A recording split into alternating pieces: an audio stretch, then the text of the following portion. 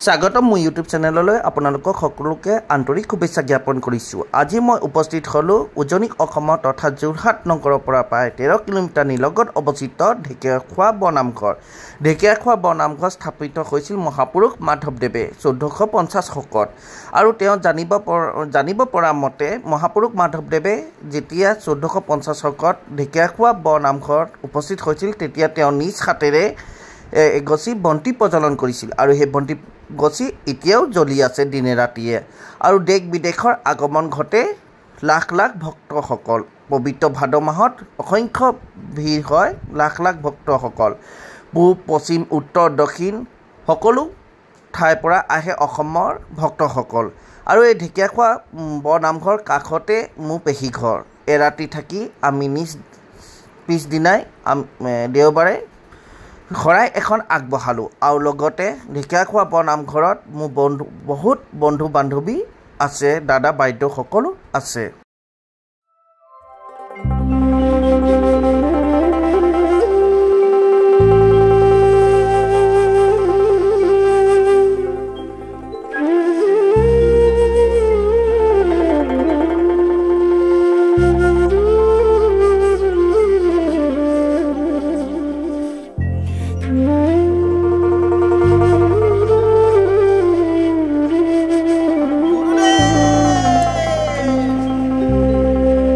জগতৰে গুৰু তুমি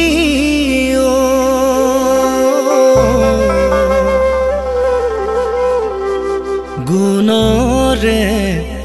সাগৰ কুসুম্বৰৰ পুত্ৰ তুমি শ্ৰীমন্ত শংকৰ মাতৃ সত্য সন্ধ্যা তুমি জগত ঈশ্বৰ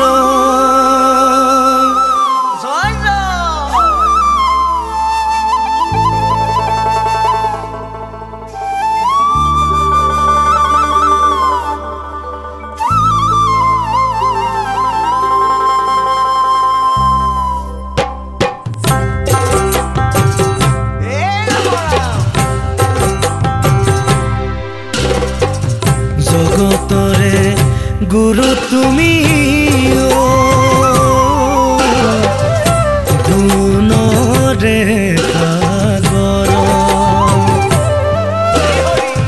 কুসুম্বৰৰ পুত্ৰ তুমি শ্ৰীমন্ত শংকৰ মাতৃ সত্য সন্ধ্যা তুমি জগত ঈশ্বৰ দশম কীৰ্তন ভাগৱতৰ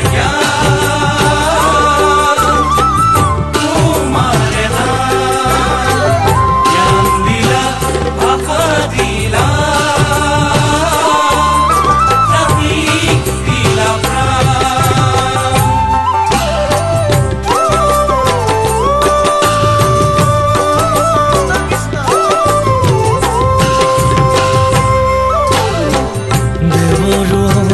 মৃতবাণী হৰি নামে ফাকি বুজিবলৈ দিলা প্ৰভু তুমিয়ে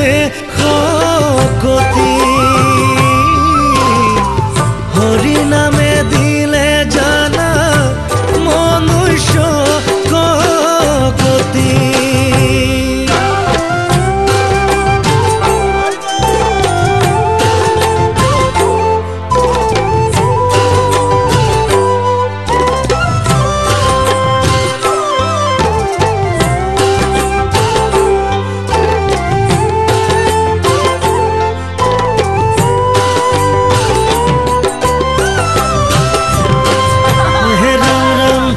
আকাশৰে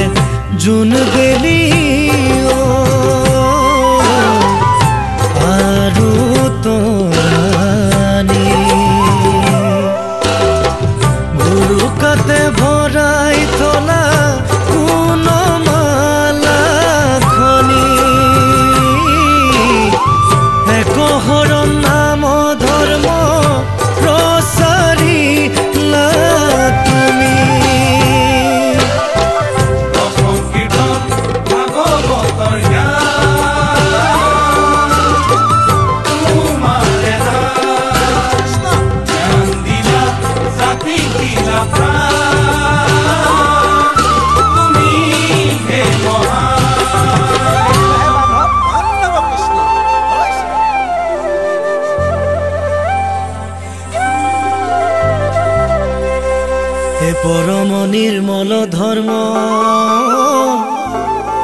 হৰি নাম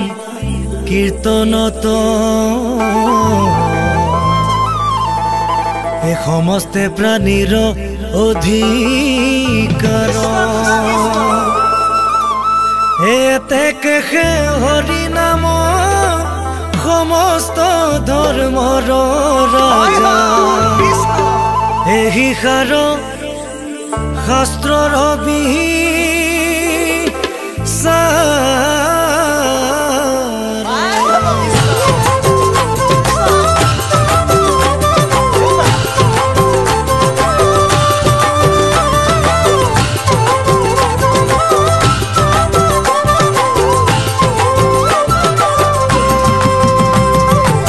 ভক্তিৰে বুৱালা নদী শংকৰ গুৰু নামেৰে পাতিলা খেলা গীতেৰে সুৰেৰে ভাষা ভাওনাৰে জাতিৰ প্ৰাণ প্ৰতিষ্ঠা কৰিলা ভক্তিৰে বুৱালা নদী শংকৰ গুৰু নামেৰে পাতিলা খেলা গীতেৰে সুৰেৰে ভাষা ভাওনাৰে জাতিৰ প্ৰাণ প্ৰতিষ্ঠা কৰিলা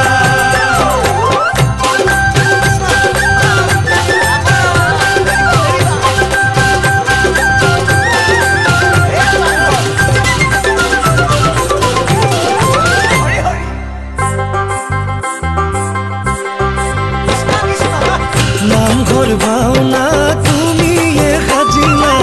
ভকতক দিলা নাম ৰস বৈষ্ণৱ মন্ত্ৰৰে সমস্ত অসম তুমিয়ে কৰিলা ভক্তিৰে বুৱালা নদী শংকৰ গুৰু নামেৰে পাতিলা খেলা গীতেৰে সুৰেৰে ভাষা ভাওনাৰে জাতিৰ প্ৰাণ প্ৰতিষ্ঠা কৰিলা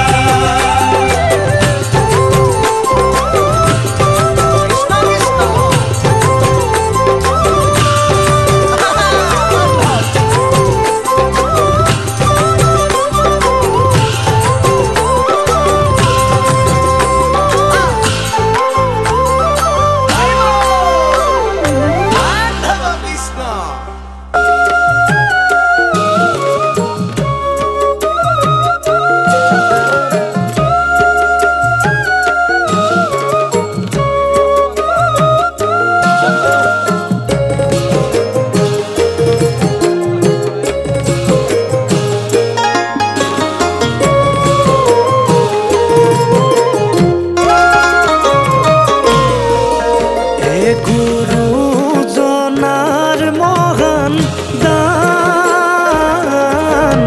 নামঘৰ আমাৰ পুণ্য স্থান এ বৈকুণ্ঠৰ বাণীৰে ভকতিৰ জ্ঞান ভকত সবে কৰে পান ভকত সবে কৰে পান ৰাম ৰাম গুৰু জনাৰ মহান দান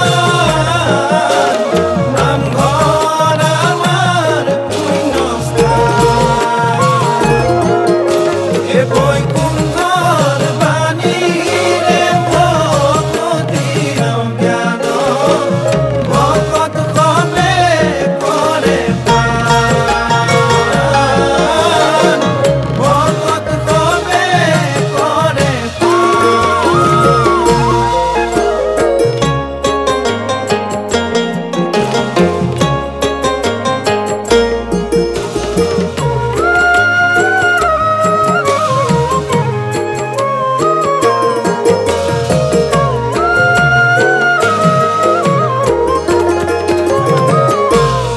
ও মণি